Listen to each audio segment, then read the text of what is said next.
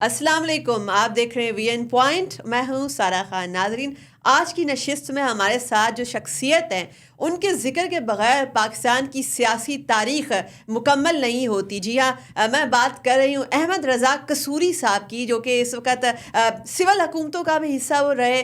Martial law रजीम के दौरान भी उन्होंने सर्व किया। इसके अलावा वो एक ऐसे घराने से ताल्लुक़ रखते हैं कि जिनकी हवेली के अंदर peoples party, Pakistan peoples party की बुनियाद रखी गई। उनके ही इलाके से इसका जो मेन स्लोगन है रोटी कपड़ा मकान, उसका वो भी वहीं से ही आया, वही आइडिया जो है वहीं से इनिशिएट हुआ। और उसके बाद जब इस पार्टी को अरूज मिला, उस अरूज के ऊपर उन्होंने वो पार्टी छोड़ दी। एक बड़े प्रोग्रेसिव लीडर के तौर पर, स्टूडेंट लीडर के तौर पर उनकी जिदोजहद मौजूद है। बड़े अट्रैक्टिव इंगेजिंग स्पीकर हैं। हमारे साथ मौजूद अहमद रज़ा कसूरी साहब। सर, आपके वक्त का, आपकी आमद का बहुत शुक्रिया। आप अपने आप को आइडेंटिफाई कैसे कराते हैं कि ऐसा डेमोक्रेट या फंडामेंटलिस्ट या आइडियलिस्ट या प्रैग्मेटिक, क्या कैसे आप अपने आप को पसंद करेंगे ऐसा लिबरल प्रोग्रेसिव? पहले तो मैं थोड़ा सा आपकी थोड़ी सी करेक्शन कर दूं। I have never served with any martial law और with any civil government. I was member parliament. अपने मुंह से कहना अच्छा नहीं लगता, लेकिन डॉक्यूमेंट्स और ब्लू बुक जो असेंबली की है, जिसमें सारी रिकॉर्डिंग होती है, वो शाहिद है कि मुझसे बड़ा पार्लियामेंटेरियन ना मुझसे पहले पैदा हुआ और ना अभी तक पैदा हुआ है। आई वॉज पार्लियामेंटेरियन जो पूरी असेंबली को चलाता था। कैन यू इमेजिन कि during my stay in the parliament मेरी एक दिन की छुट्टी नहीं है। मेरा जब तलावत कुरान पाक शुरू होती थी, मैं बैठा होता था। जब स्पीकर कहता था house is return, I would leave, because मैंने ये समझा कि मैं पूरी कौम का चौकीदार हूँ। और चौकीदार का काम होता है कि खबरदार करता रहे, लोगों को उनके अवेयरनेस क्रिएट करें उनके राइट्स के बारे में। और असेंबली में जो उनका एजेंडा होता है, उसका पहला जो होता है सेशन, वो होता है क्वेश्चन आवर। उसमें हर मेंबर जो होता है 3 क्वेश्चंस कर सकता है, उसको कहते हैं स्टार क्वेश्चंस। और मेरे हर रोज़ 3 स्टार क्वेश्चंस होते थे। अच्छा, अपने आप को आइडेंटिफाई कैसे कराते हैं? अभी आता हूँ, समझा दूँ मतलब। वो तीनों मेरे स्टार क्वेश्चन, और वो मेरे स्टार क्वेश्चन होते थे, बड़े इनोसेंट होते थे। उसका जवाब भी इनोसेंट आता है, लेकिन जो बड़े ख़तरनाक सवाल होते थे वो मैं अपने पास रखता था। उसको कहते हैं सप्लीमेंट्री क्वेश्चन। तो जब मैं सप्लीमेंट्री क्वेश्चन बात करता था, क्योंकि मेरे स्टार क्वेश्चन का जवाब तो मिनिस्ट्री से आ जाता था, उसमें मैं मिनिस्टर को उड़ा के रखता था, ऑफ बैलेंस कर देता था। उसके बाद नेक्स्ट आता है एडजर्नमेंट मोशन। मेरे रोज़ एक दो एडजर्नमेंट मोशन लगे होते थे। मैं 9-10 अखबारें मैं रोज़ देखता था।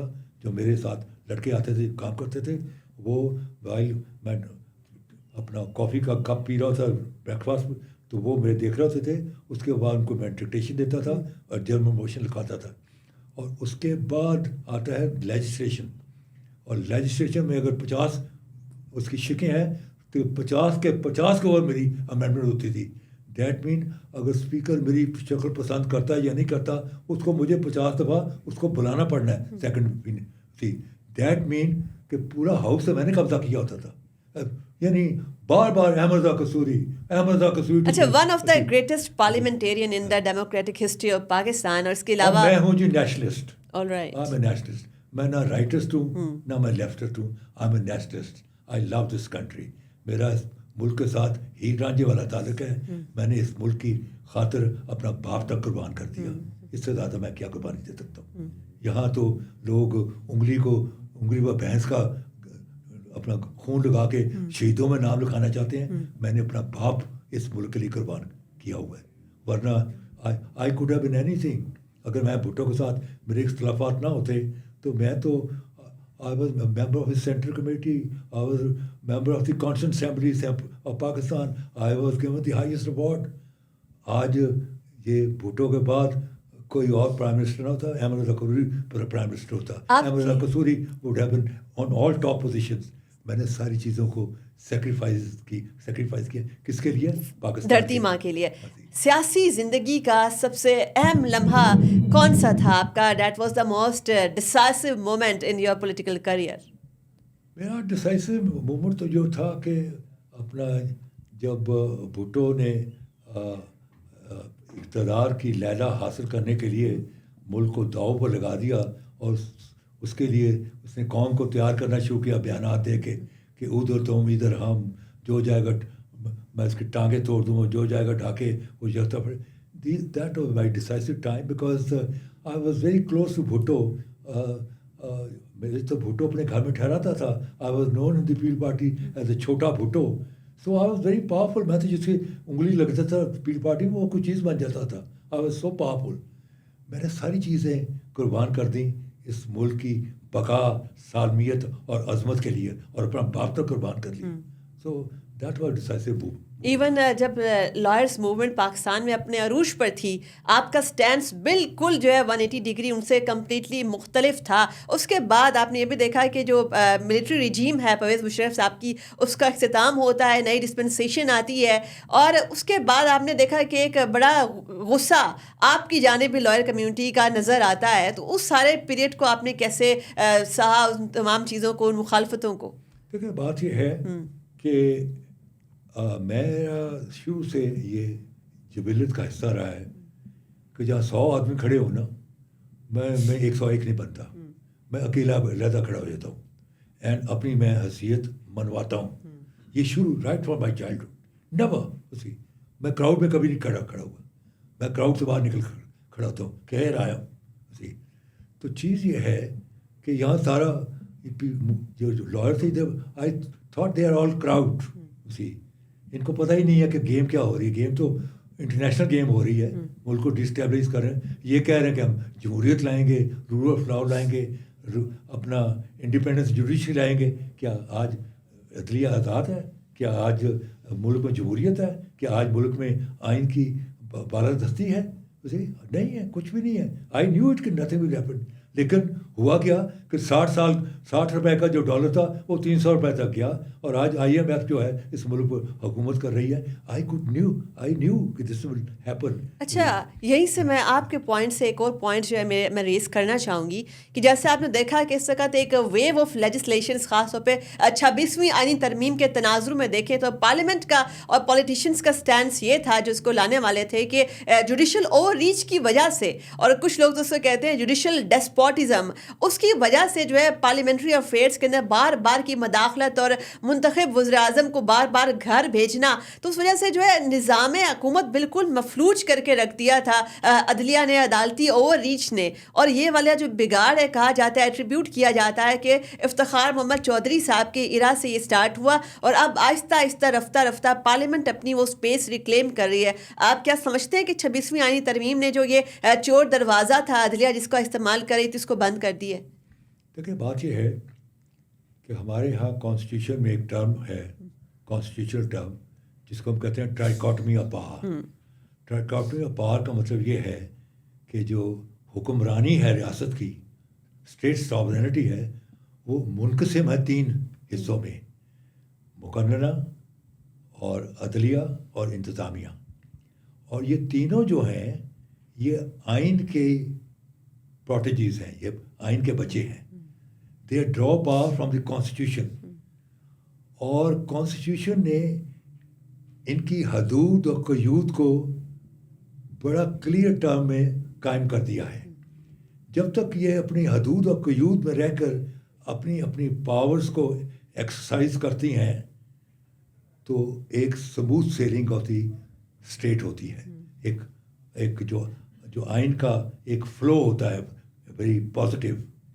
جب ایک ادارہ جس کی حدود اور قیود آئین نے متعین کر دی ہیں, وہ اپنی حدود اور قیود کو پھلانگ کر دوسرے کے ادارے میں چھلانگ لگاتا ہے, تو وہاں ایک کانسٹیٹیوشنل ڈیڈ لاک آ جاتا ہے. ہمارے ہاں یہ کچھ ہوا ہے. ہمارے ہاں یہ ہوا ہے کہ جو ہم نے لاز بنائے ہیں اس کو سپریم کورٹ نے 1 ہفتے میں ان کو سیٹ اسائڈ کر دیا کہ یہ کانسٹیٹیوشن کی فلاں ٹرمز یا فلاں رول اپنا فنڈامنٹل رائٹس کے کلیش ججز ہی ججز کو اپوائنٹ کر رہے تھے, ججز ہی ججز کا احتساب کریں گے, اور جو ججز نے جو فیصلے کیے وہ پارلیمنٹ نے سیٹ اسائڈ کر دیے.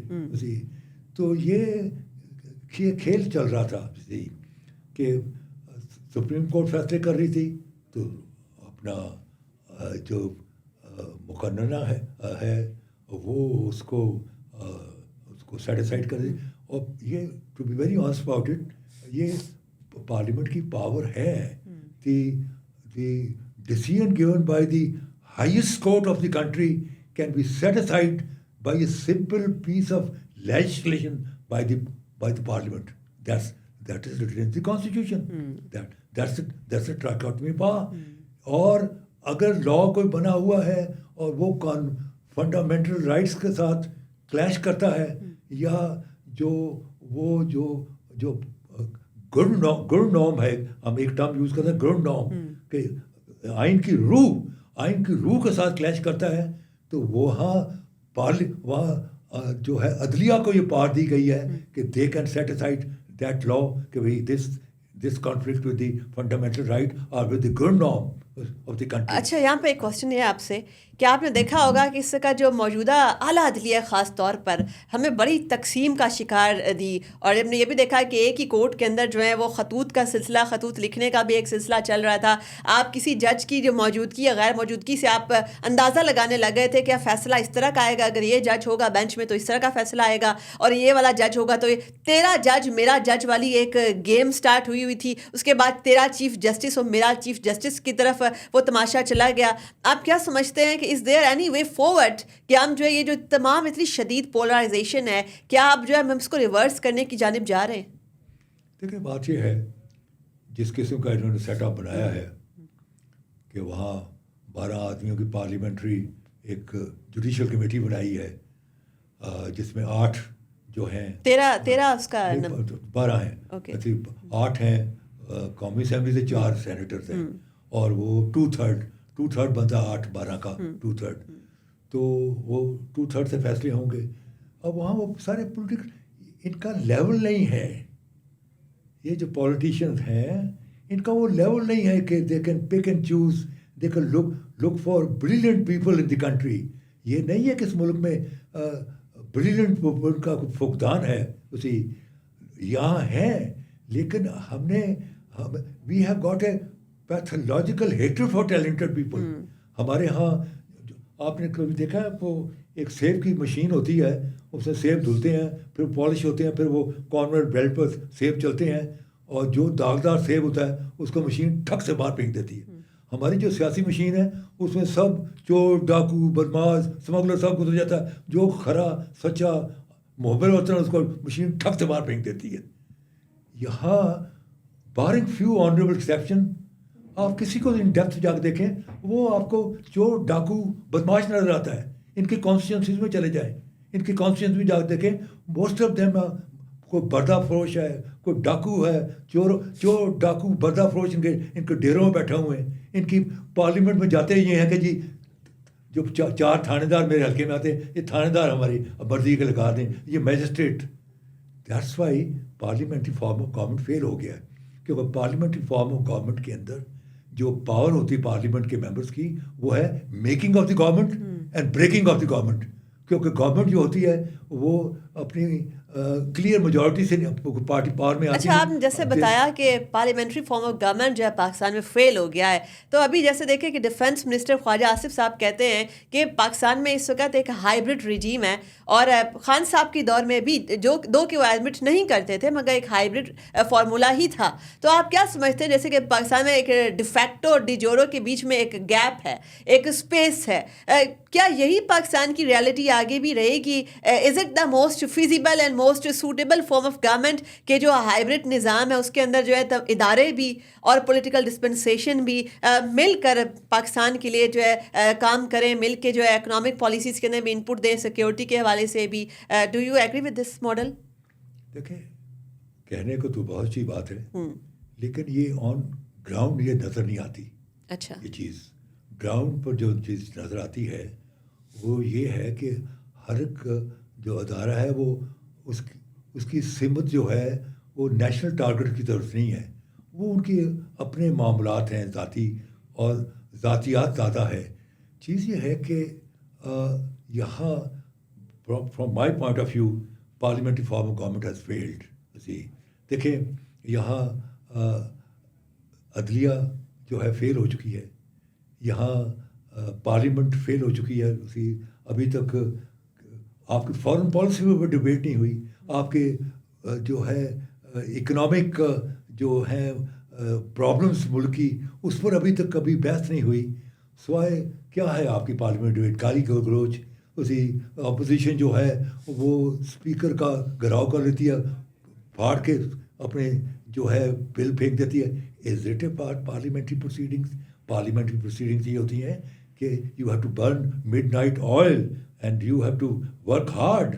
میں بتاتا ہوں کہ میرے کمرے میں رات کو 12 بجے تک رات کو ٹائپنگ کی بات آ رہی ہوتی, ٹک ٹک ٹک ٹک ٹک, جہاں کہ میرے دائیں بائیں لوگ MNA شراب پی کے سو رہے ہوتے تھے. You have to work hard. جیسے ایک لائر جس نے کل پیش ہونا ہوتا ہے اپنے کورٹ میں اپنے کلائنٹ کے حق. That has to be the spirit. ایک جو الیکٹڈ ریپرزینٹیٹیو ہے, عوام نے اس پہ ٹرسٹ کیا ہوتا ہے. ایک اور چیز بڑی اہم جو آپ سے پوچھنا چاہ رہی ہوں, آپ نے جیسے کہا کہ پارلیمنٹری فارم آف گورنمنٹ کے اندر کوئی بھی اپنا کردار ویسے نہیں نبھا رہا. کیا اگر موجودہ اپوزیشن کی بات کی جائے, آپ نے بھی دیکھا ہوگا کہ ابھی بھی ایک کال دی گئی ہے کہ سڑکوں کے اوپر ہم نے نکلنا ہے. کیا اپوزیشن جو ہے وہ صرف سڑکوں پر آ کر حکومت کو پریشرائز کر کے دھرنوں کے ذریعے سے اور ایک پبلک پریشر بلڈ کر کے کیپٹل کے اوپر چڑھائی کر کے ہی اپنے جو رول ہے اس کو جو کانسٹیٹیوشن نے دیا ہے اس کے ساتھ انصاف کریے, جس کو عوامی نمائندوں نے جو عوام نے اس کو ایک مینڈیٹ دیا ہے اس کے ساتھ انصاف کریے, یا اپوزیشن کا کسی اور بھی طریقے سے بڑا پازیٹیو کنسٹرکٹیو کردار ادا کر سکتی ہے؟ پارلیمنٹ جو پازیٹیو کردار تو پارلیمنٹ میں ہوتا ہے. پارلیمنٹ میں جو بل آتے ہیں اس پر کئی دن ڈبیٹ ہو رہی ہوتی ہے, اس سے لوگ ایجوکیٹ ہو رہے ہیں, لوگوں کو پتہ ہوتا ہے کہ اس میں نقص کیا ہے. اب لوگوں کو پتہ ہے کہ 26ویں جو امینڈمنٹ آئی اس میں لکھا کیا ہوا ہے, کچھ بھی نہیں پتہ. ممبر کہتے ہیں ہمیں نہیں پتہ, ووٹ دینے والے بھی کہہ رہے ہیں ہمیں نہیں پتہ, اور جو پھاڑ کے پھینک رہے ہیں ان کو بھی نہیں پتہ. ڈبیٹ.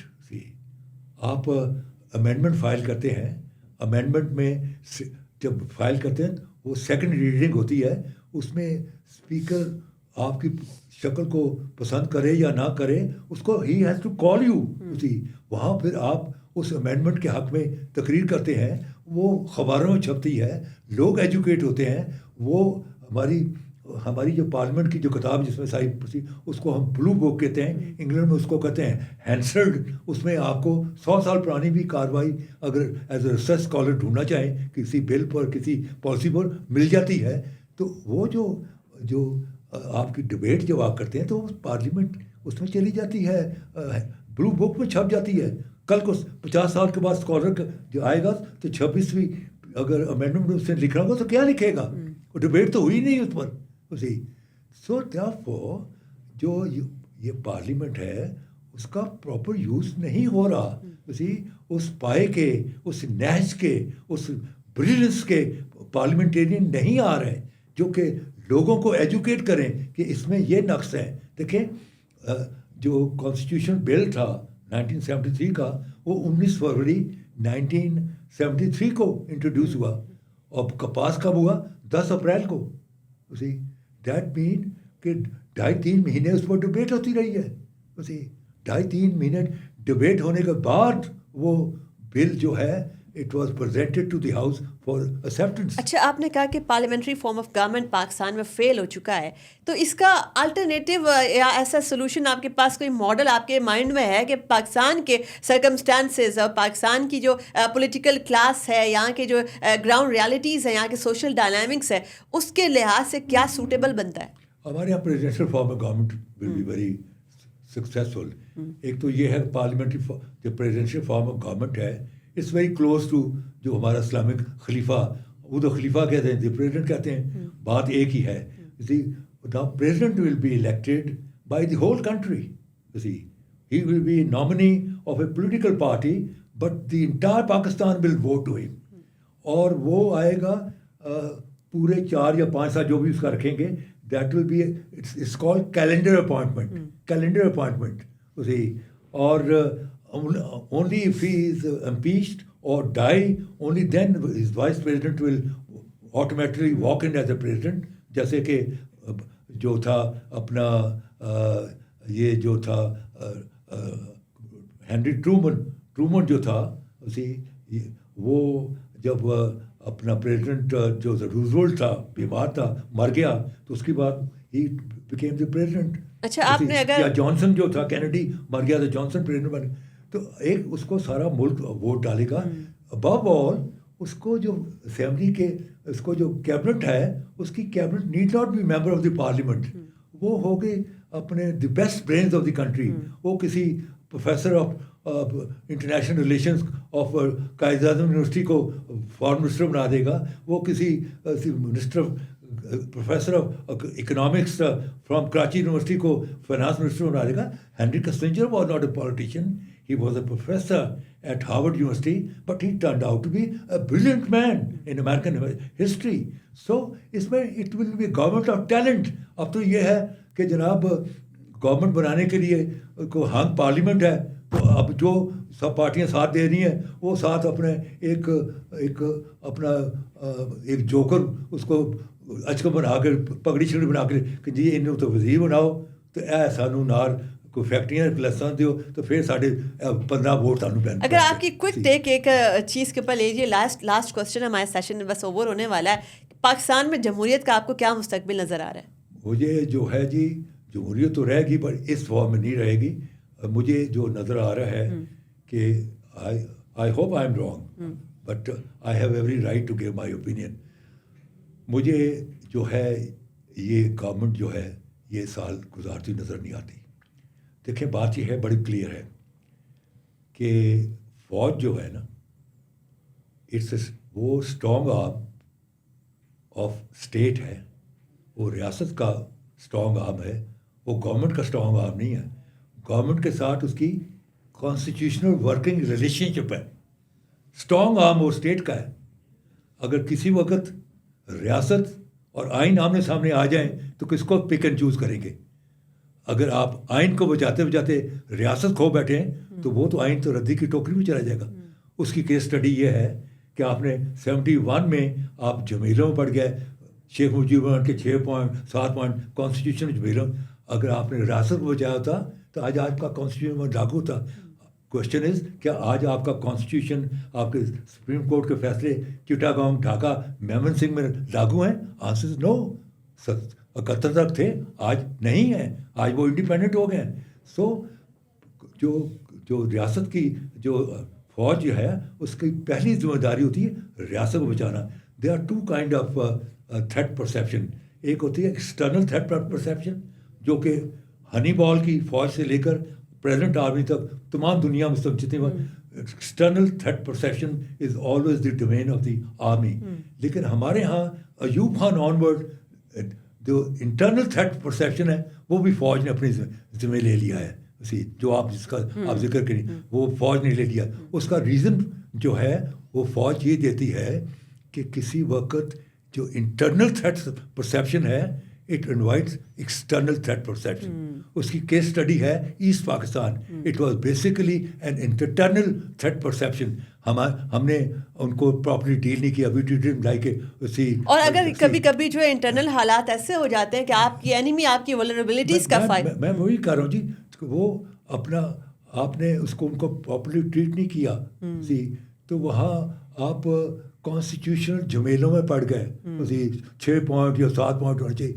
अगर वो आप उसको अगर रियासत बचाने की कोशिश करते तो आज मुश्किल पाकिस्तान का हिस्सा होता. बड़ी आपने खूबसूरती से बताया कि रियासत जो है वो हर शय पे मुकद्दम है. मुकद्दस है बिल्कुल. तो चीज़ ये है कि फ़ौज की जो लॉयल्टी है वो रियासत के साथ है. अगर रियासत बच जाएगी तो आइन will be suspended. Rest of the things are supplementary secondary. आइन जो है वो सस्पेंडेड एनिमेशन में चला जाएगा. एंड جب ریاست اسٹیبلائز ہو جائے گی وہ دوبارہ ریسٹور ہو جائے گا جیسے ماضی میں ہوتا آیا ہے. لیکن اگر آئین کو بجاتے بجاتے آپ ریاست کھو بیٹھے جیسے کہ مشرقی پاکستان میں ہوا کہ آپ کانسٹیٹیوشن جمیلوں میں پڑ گئے, ریاست گوا بیٹھے, تو کیا آج آپ کا آئین چٹاگانگ ڈھاکہ میمن سنگھ میں لاگو ہے؟ نو. آپ نے بڑی خوبصورتی سے بتایا کہ what's the significance of saving first your state of Pakistan, آپ کی اسٹیٹ. سو پریزنٹلی پاکستان آرمی کے پاس both external threat perception and internal threat perception is the domain of army نے اپنے سوال ہے. اور آرمی نے ایک ریڈ لائن ڈرا کی ہوتی ہے, اس کو واچ کرتے رہتے ہیں. وہ جی ایچ کیو میں بیسٹ رپورٹس ان کو جاری ہوتی ہیں through I S I and various agency. وہ واچ کر رہے ہوتے ہیں کہ آج لاہور میں کون سا جلوس نکلیا, کس مولوی نے کس مسجد میں کیا پڑھ جو اس کو واچ کر رہی ہوتی ہیں. جب وہ دیکھتے ہیں کہ ریڈ لائن کراس ہو رہی ہے, اب اسٹیٹ جو ہے ڈی اسٹیبلائز ہو جائے گی, دے انٹروین. بالکل ہو گیا. آپ نے بڑی خوبصورتی سے جو ہے کیس اسٹڈی کے ساتھ بتا دیا کہ اگر انٹرنل انسٹیبلٹی کس طریقے سے اینیمی کو بھی موقع دیتی ہے کہ پاکستان کے یا کسی بھی اسٹیٹ کے حالات کا فائدہ اٹھایا جائے. آپ کے وقت کا بہت بہت شکریہ. جیسے کہ ہمارے معزز مہمان نے کہا کہ ریاست ہر چیز کے اوپر مقدس ہوتی ہے اور سب سے پہلی پریورٹی جو ہے وہ کسی بھی جگہ پر جو ہے ریاست کو بچانا ہوتا ہے, اداروں کے لیے بھی اور اس ملک کے تمام باسیوں کے لیے بھی جو ہے ریاست کے لائلٹی ثابت کرنا سب سے زیادہ ضروری ہوتا ہے. اگر انٹرنل ایسے حالات پیدا ہو جائیں, internal security is at stake if it's a moment, اگر ہم دیکھیں کہ اگر انٹرنل فالٹ لائنس جو ہے ان کے ساتھ چھیڑ چھاڑ کی جا رہی ہے اور ایسے حالات پیدا کیے جا رہے ہیں, ایسی پولیٹیکل انسٹیبلٹی کی لہر آ رہی ہے, جیسے کہ ہم نے دیکھا کہ اگر بار بار کیپٹل کے اوپر چڑھائی کی جائے, نفرت گولی بندوق کی جو سیاست ہے اگر وہ انٹرنل انتشار اس لیول کے اوپر لے آئے گی تو الٹیمیٹلی جو ہے ریاست کو انٹروین کرنا پڑے گا, چونکہ آپ کے جو بیرونی عوامل ہیں وہ انہی حالات کا فائدہ اٹھاتے ہوئے جو ہے وہ آپ کے اس وقت جو ہے وہ آپ کے جو جتنے بھی ان کے بدلے ہوتے ہیں, جو سکور وہ سیٹل کرنا چاہ رہے ہوتے ہیں, آپ کے اوپر حملہ آور ہونا چاہ رہے ہوتے ہیں, اس موقع کا انتظار کر رہے ہوتے ہیں. اب جیسے کہ پاکستان جو it's constantly fighting multiple front wars, آپ دیکھیں کہ سوشل میڈیا کے اوپر ایک ماض جنگ ہے, اس کے علاوہ آپ دیکھیں آپ کے بارڈرز کے اوپر ہے. تو دیکھنا یہ ہے کہ آپ نے اپنے فرنٹیئرز, چاہے وہ آئیڈیولوجیکل فرنٹیئرز ہیں, چاہے وہ ڈیجیٹل فرنٹیئرز ہیں, چاہے وہ آپ کے انٹرنل فرنٹیئرز ہیں, آپ نے ان کو کیسے اینیمی سے بچانا ہے. اپنی میزبان سارا خان کو دیجیے اجازت. اللہ حافظ.